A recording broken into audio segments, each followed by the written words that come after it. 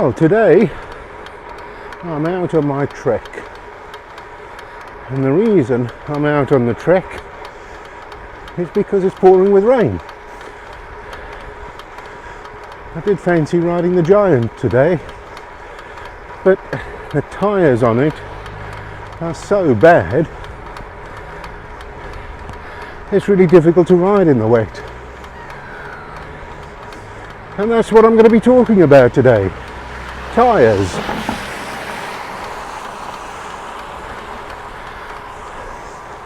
And the weather, of course. Because we're in the middle of a drought, apparently. It's been raining fairly constantly for 5 days now, but we're still being told that there's not enough water.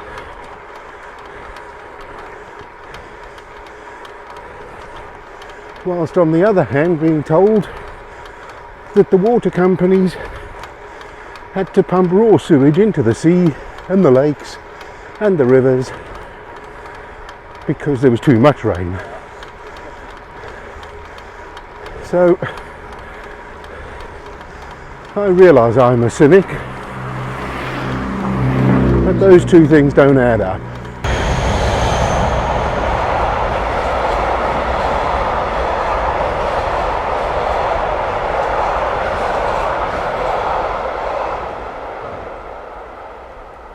In all the times I've been coming up this road, I've never seen a train go across that bridge. Thank you.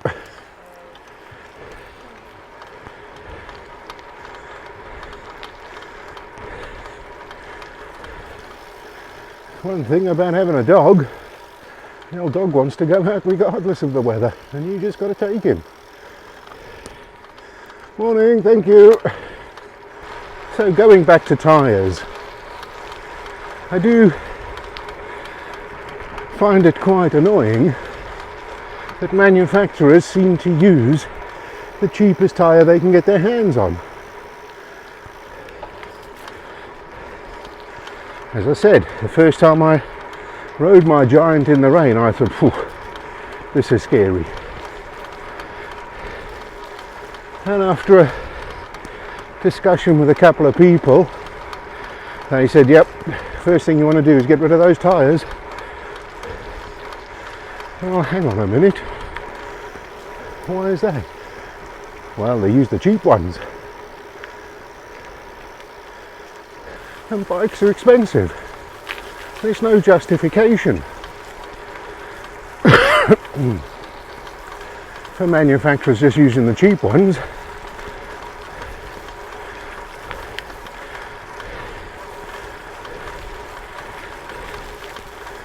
So I'm out on the trek, and again my back tyre is wearing a bit thin, which has come about after 600 miles. I know that for sure, because Garmin keeps a track of every ride. So it's a lot easier these days to know exactly how far you've been on the bike. 600 miles. I've just put car tyres on. 55,000 miles I got out of them. 55,000. And I'm replacing a bike tyre after 600 miles. I think they could do better than that, wouldn't you? The next big problem is, once you've accepted that Trek have put the cheapest tyre they could get their hands on a new bike, you need to decide what you're going to replace them with. Because choosing tyres is a minefield. An absolute minefield. And this is something, if you're new to cycling, you're going to have to sort out and try and understand as early as possible.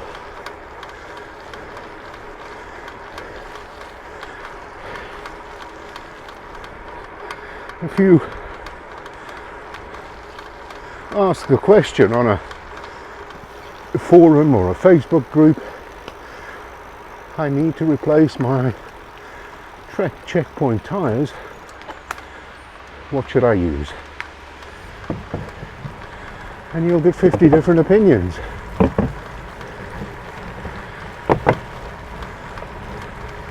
Because there's 50 different types of tyre.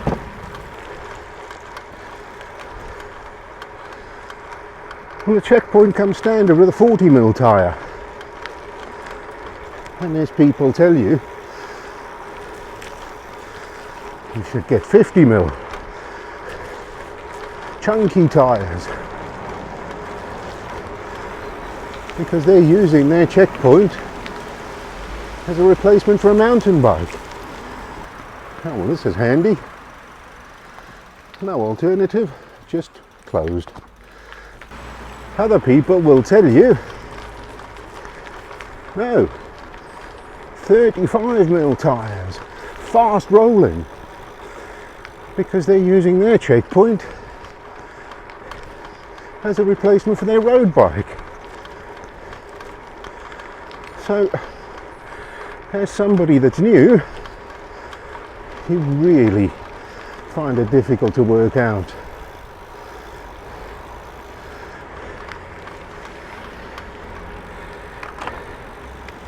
I don't ride a lot of gravel, so people said, oh, you need a fast rolling road tyre.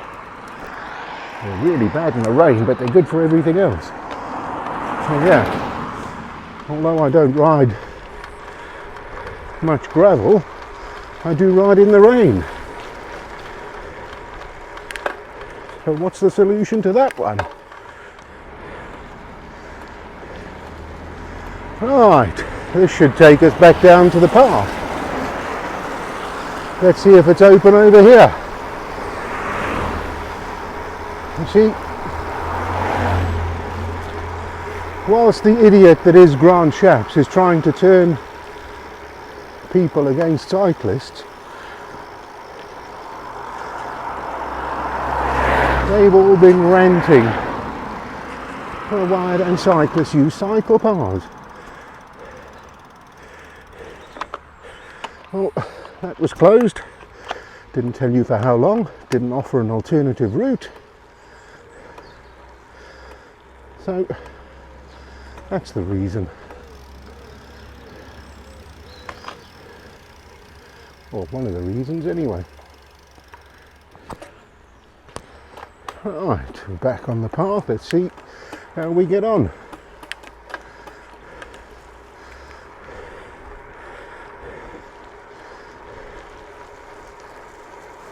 So back to the tyres. And one of the next questions is, do I go tubeless? Everybody says go tubeless, it's the best way. Watch a YouTube, read the cycling magazines,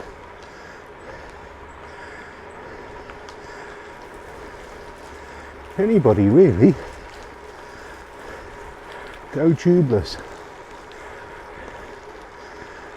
Then you go to a bike shop and you say, do I need to do anything to my bike to be able to go tubeless? And they say, wouldn't go tubeless if I was you. Well, that's the general thinking. The world's going that way. No, we don't recommend that. I don't think I'd be able to get to Ogmore Vale without this path. It's right up in the hills to the north of Bridgend.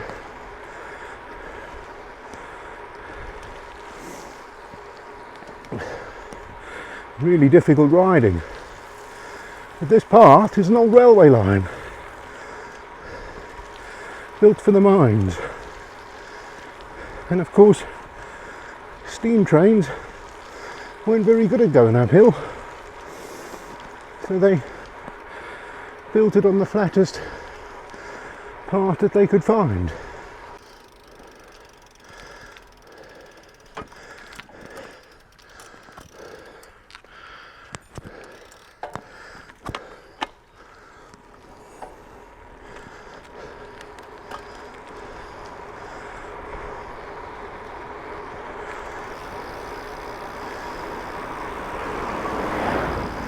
So the decision on whether to go tubeless or not is still up in the air.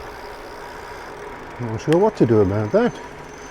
And the decision on the tread pattern is also a little bit tricky. Of course I want something that's fast rolling. I ride a lot of road. Who doesn't want to go faster? But I don't want to be restricted. When the weather's bad, I ride. If the road turns into a gravel path, I ride.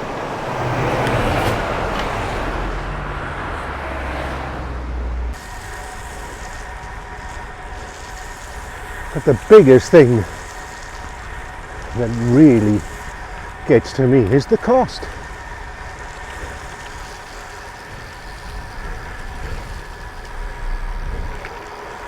Having driven my Volvo, which is a big 2-ton car, for 57,000 miles, I put new tyres on. And they cost less than 60 quid a tyre.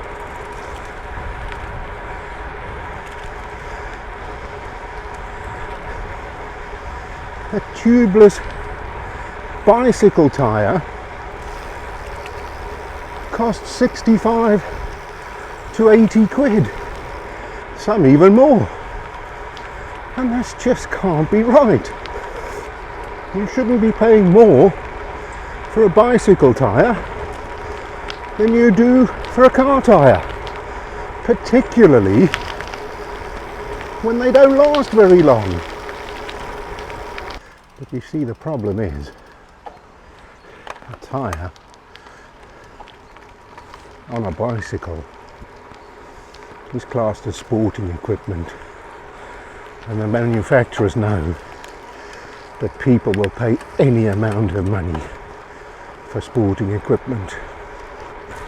The marketing people have told us what the pros are riding, hoping that we'll all go, oh well, I've got to have those, because if I have those, it'll make me as fast as the pros. So if you were hoping for me to come up with a definitive answer on the tyres you should buy, I'm afraid I can't, because I don't know what I need myself. Oh, well, we're going to have to deviate off course now, because we know the path ahead is closed.